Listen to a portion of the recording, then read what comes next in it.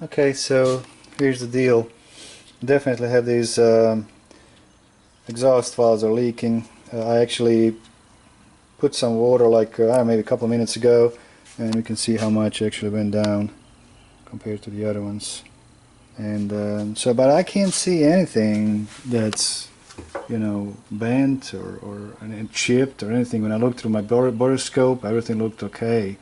But both of these exhaust valves are for some reason leaking. So I don't know.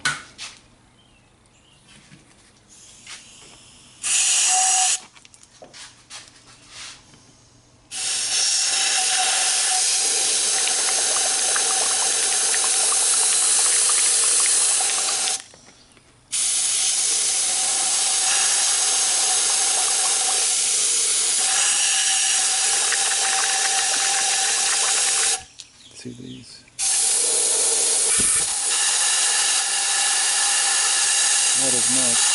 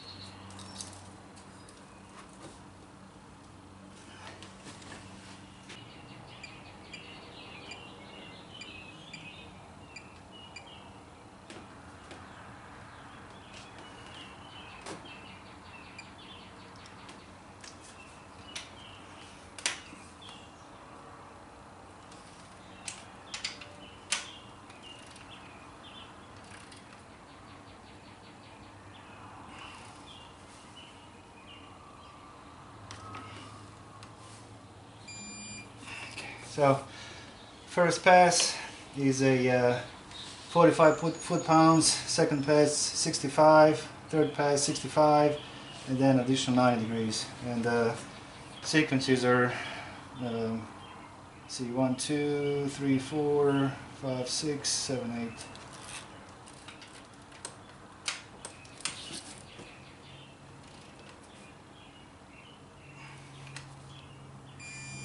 Using my new old snap-on digital torque wrench.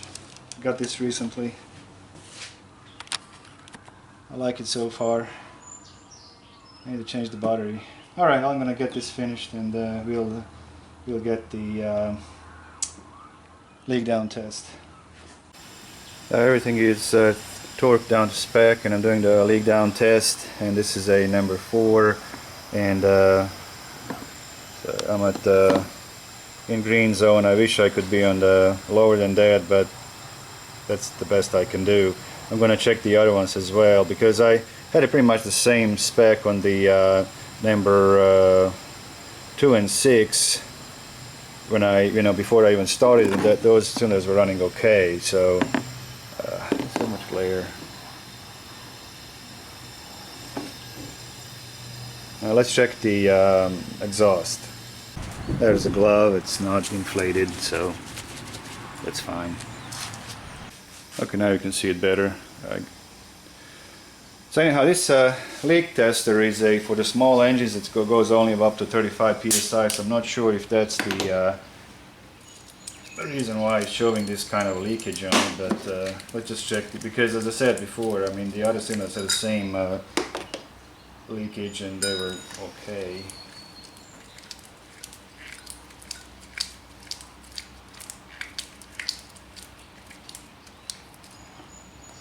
So let's see number 2.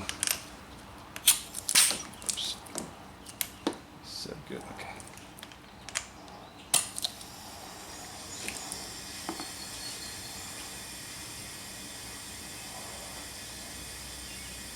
It's a 20. Okay.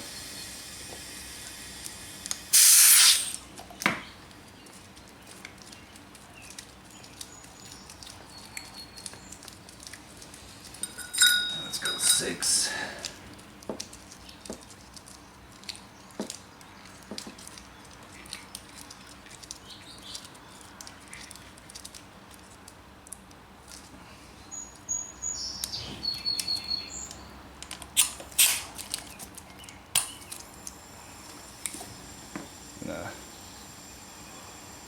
Number 6. Let me see, did I move my gauge? Yeah, it's still on 0, okay.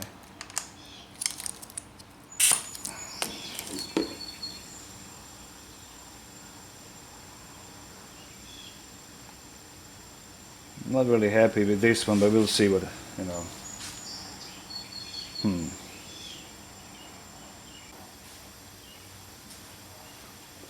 The glove looks okay, and the exhaust pipe.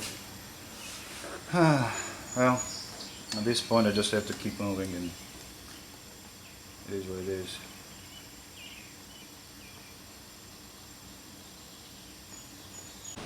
Okay, day 2, you have a major setback.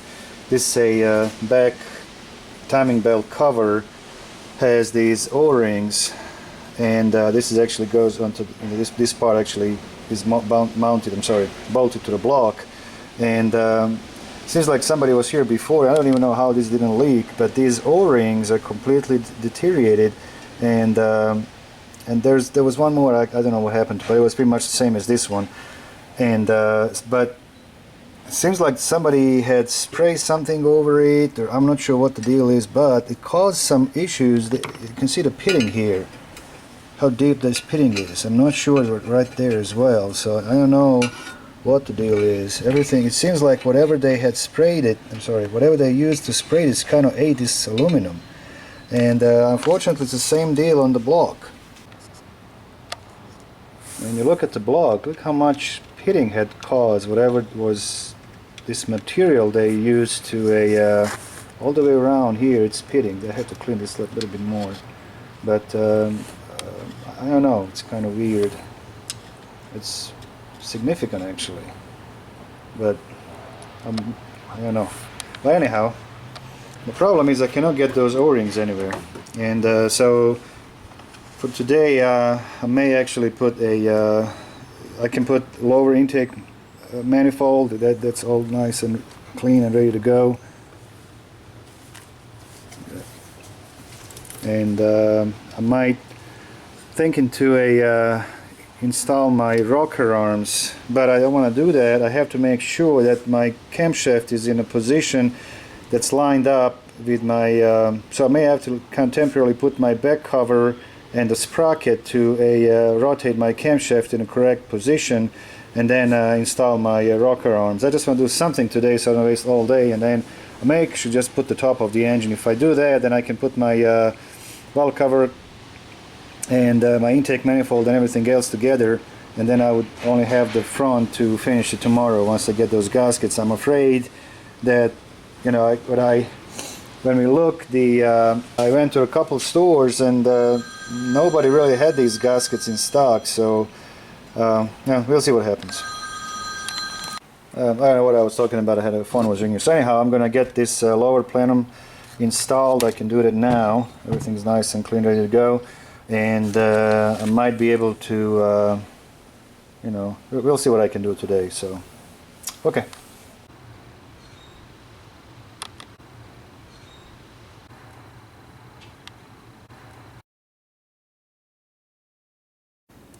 So now I'm, I got my back cover. Just I bolted back temporarily so I can get my camshaft sprocket lined up with my mark, so that I can now go ahead and install my rocker arms. Now, this is not correct way of doing it. By the instructions, you should actually put the timing belt on first and then rocker arms. But this will work as well, because I don't want to waste a whole day. I can doing this way, I can install my rocker arms and then remove this again, and complete everything, you know, on the top, and then tomorrow, once I get my gaskets for the cover, I can just put my belt back on, and should be done. Now, when you do this, you want to move this power steering part back as far as you can, because this is the bracket that's part of the back cover. Also, the bracket for the power steering pump is there as well. So it's one piece, and it just kind of, this hook kind of gets on it, and it wasn't real difficult, but it can kind of get in the way. So try to, you know, keep your pump as back as much as you can. If you have a help, it would be even better. Just have someone to kind of push it forward so you can get this back cover on. And so I'm going to get my rocker arms back on, and connect the rest of the electrical on my injectors, and I put the valve cover, my coils, and exhaust is already done. And you know, I need to connect the fuel line back to my fuel rail. That just snaps in, and hopefully that should be it for today, and then I'll just have to wait for the rest of the parts. The spec for the rocker arms are 275 inch-pounds, and I have my blueprint here, and I'm using another snap-on wrench. This is a digital, same as the 250 pounds one. This one actually can also measure angles, and yeah, I got it on eBay pretty cheap.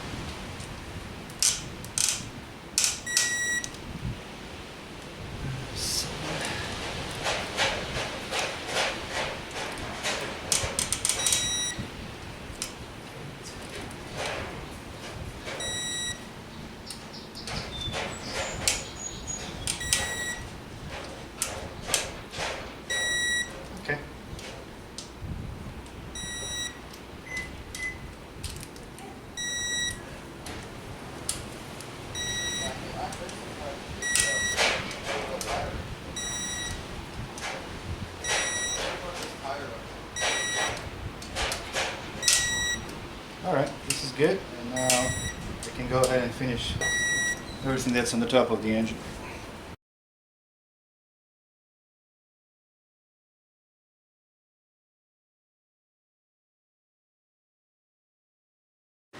What is wrong with these people? Why they tighten these freaking drain plugs? I have to use a freaking impact to get this thing off. This is... oh my god. Look at that. Jesus Christ.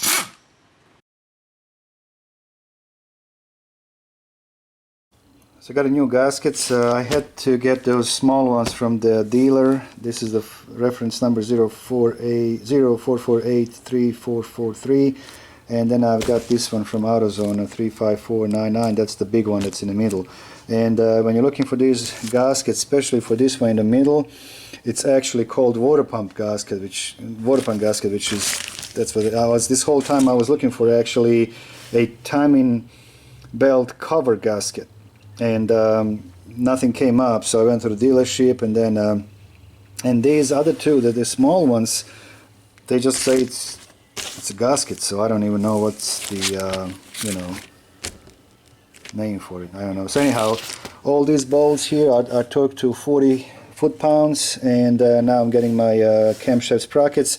So what I did, I temporarily put this cover on to set my camshaft in a position so I can actually put my rocker arms on, and then I was able to pretty much yesterday put everything back on top, and now all I got to do is just you know, put the timing belt and the power steering pump and the AC pump here. And so now I'm getting, now when you putting these in time, this keyway here is pretty much at 6 o'clock on both cams, left and right, at the 6 o'clock, and you're going to be pretty much lined up with this notch here. And but you know, the reason I did this, because I just didn't want to waste the whole day just waiting for parts. I actually made a pretty good progress, put everything back together, and also the dipstick was actually stuck. I had to fish that out. This is a new dipstick. as you can see, when you have a keyway down into 6 o'clock, you are lined up with your mark here and here. And so I'm gonna put my torque my bolts down and pretty much ready to start putting my timing belt. I'm gonna change the. I have new idler pulley and the new tensioner. I'm gonna get it out of the kit, and then Nick and I, we're gonna set the belt. I have to put the water pump first, and we'll go from there. Okay, the belt is on. I like to use these little clamps once I get my belt on my sprocket. Then I would clamp it in a couple of places. It doesn't slip on me, and we can see that all the marks are dead on here, down at the bottom, right there, and and also I put a little bit of these plastic wedges underneath the this crankshaft sprocket, so it's just to keep my belt from slipping as I'm kind of setting the tension. So I'm pretty happy the way this looks now. So let's pull this out.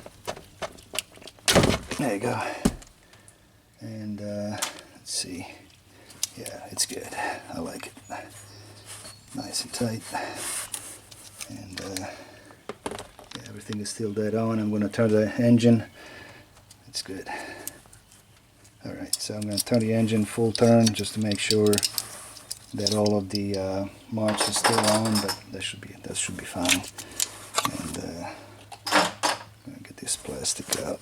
I got little pliers to get that out. So this actually worked pretty well. It kept my crankshaft from moving. So it's just the plastic. It's not going to do any damage to it. So alright, I'm going to turn the engine over. If that's everything lined up again, I'm going to finish it. Here, I'm coming closer to a top dead center.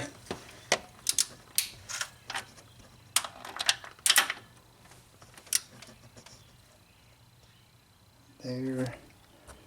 We're good there. And we're good there. Alright, that's good. There you go, guys, final product. I'm not completely finished, but I did refill my coolant. I need to install my fan.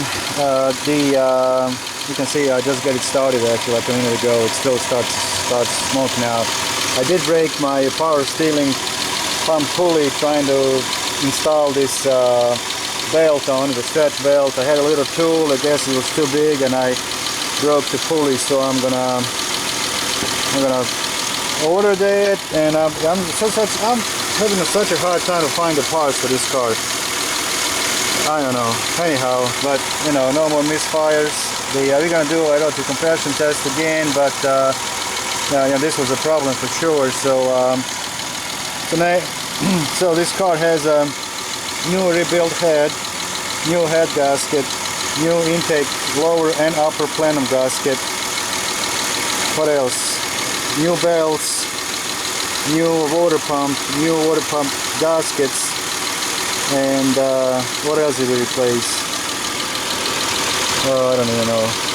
Let's see. Yeah, new tensioner on the new timing belt, new tensioner, and yeah, I mean it's sounds pretty good. I mean of course it's gonna, I have to watch because I don't have a fan installed. It will overheat, but so far it looks good. I'm pleased. Haven't had a chance to rev it up yet.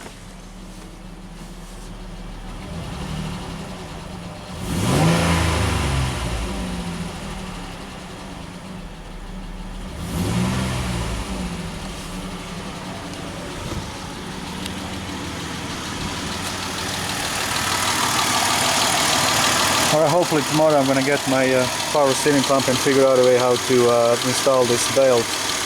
But yeah, it's good. I like it.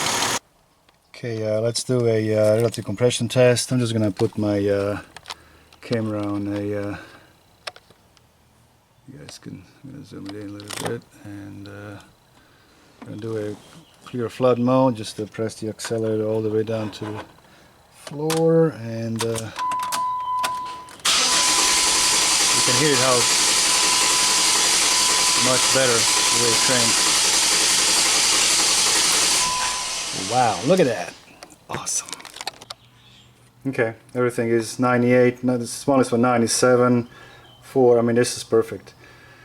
Even though we had quite a bit of leakage, and now on number 6 actually it's like almost 30%, it looks fine, it runs okay.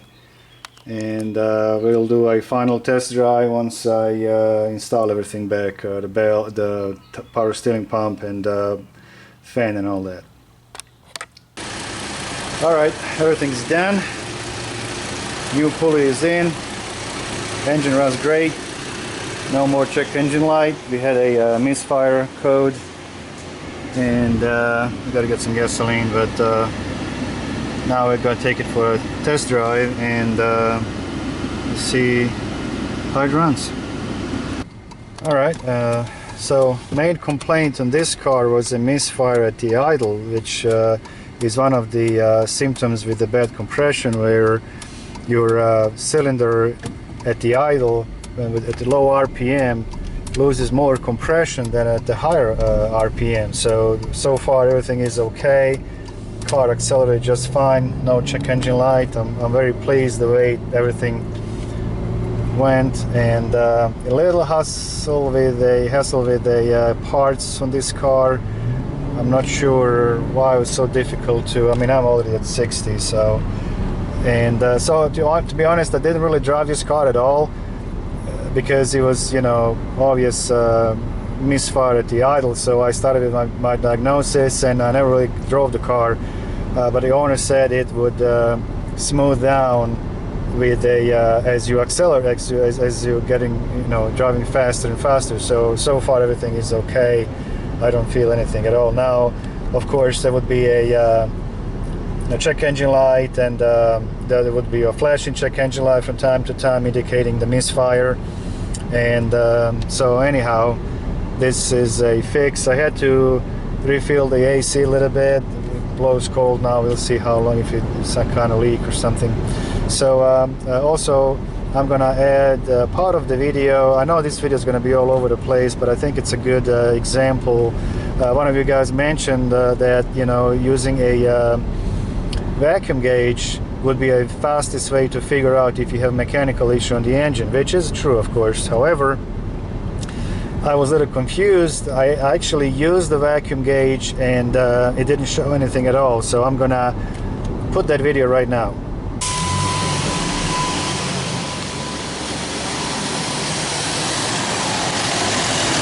Alright, so by looking at the vacuum gauge, there's absolutely nothing on it. And I actually done the on my first time when I was working on it, I did use vacuum gauge, and but I didn't film it.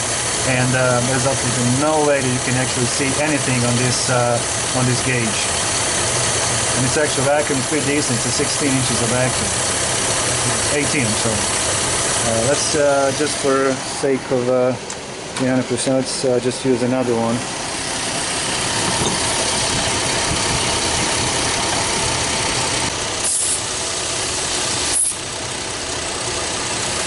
Okay.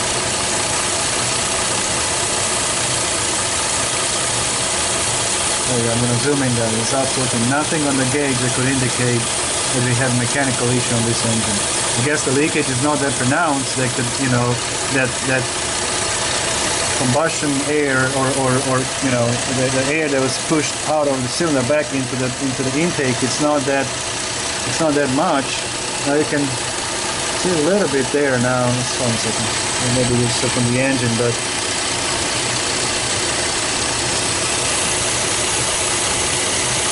okay.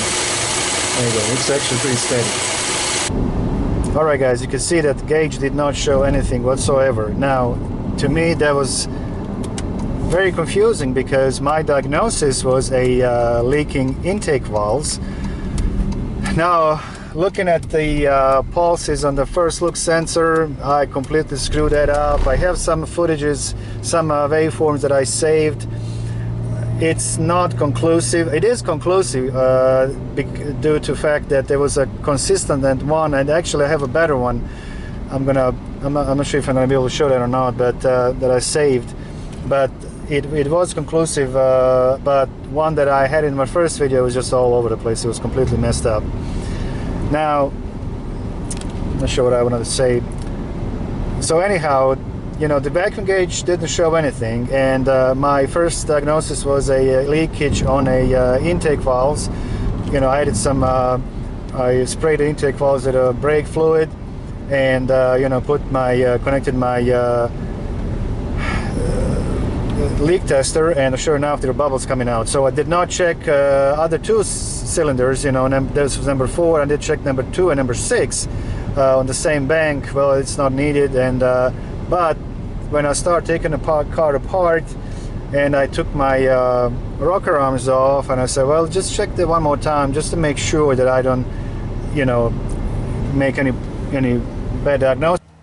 Okay guys, I'm sorry, my memory card went out in the middle of the test drive, but anyhow, what I was talking about, the insular pressure transducer waveform showed a deeper vacuum pocket after a compression stroke, and that indicates a leakage in a cylinder, in the upper cylinder.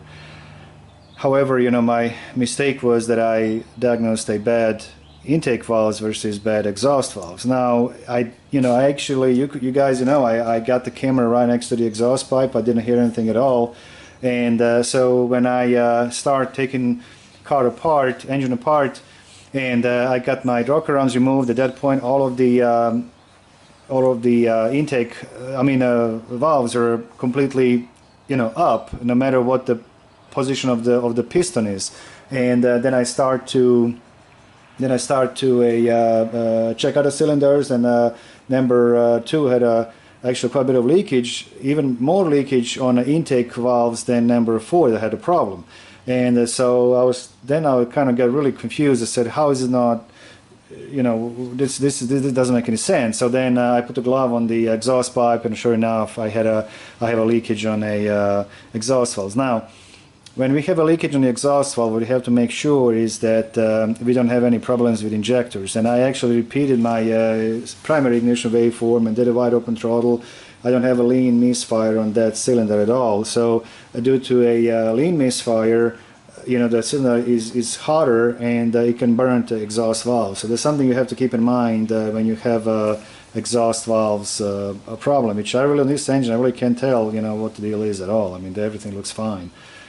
But again, I mean, they don't seal right. So, and so this is the waveform. This is a cranking compression, cranking waveform with a number, sync is a number 4, one we have a problem with, and then I had my first look sensor installed in my intake in the same place where the map sensor is. And we can see, so this is number 4. This is a problem cylinder, and every time we got at the compression, we can see their repeated low pulse, and then we got a 1, 2, 3, 4, 5, and they're low again. 1, 2, 3, 4, 5, and then 6 is lower again.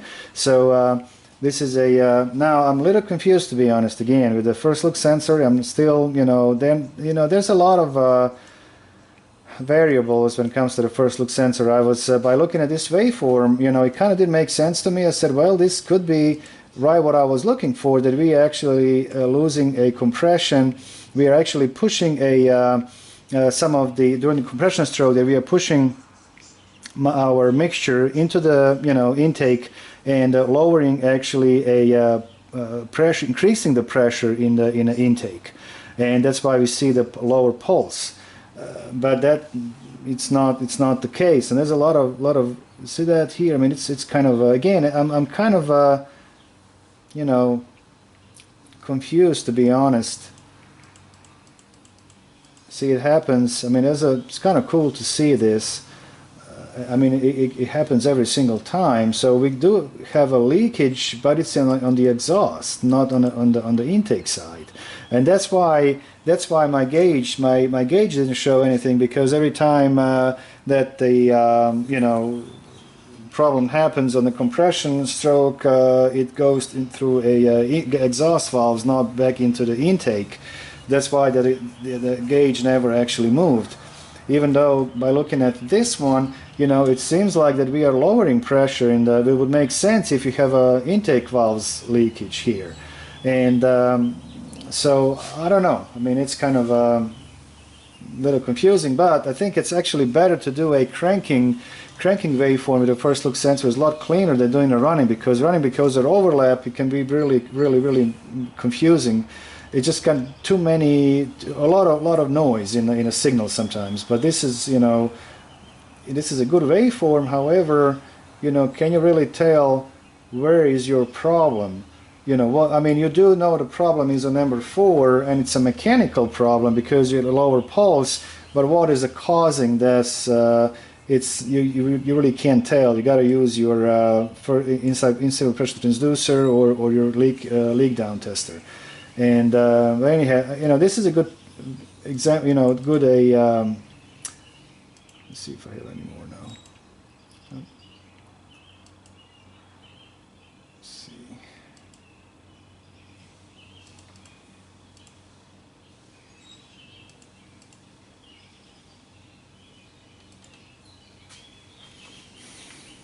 Yeah, you can see. I mean, it's every single time we have this low pulse during a. Yeah, that's only one screen. There's one here. Yeah, okay. And you see here, here, and here. And I was on a blue and gray wire. Sorry, I was on a blue and gray wire, which is a control wire for coil number 4. And okay. Okay guys, I hope you guys enjoyed this series. I could not film everything. I mean, it would take me forever. There are plenty of videos on YouTube how to actually work on this engine. Engine itself is not that difficult to work on at all. I mean, my biggest problem was actually put that stretch belt on the power steering pump. Everything else actually went pretty smooth. I used my, this wrench that I made was really actually, this wrench came real handy. It was I think it was like 36, I believe it was. And when I was torquing down my sprockets, you know, it just held just fine.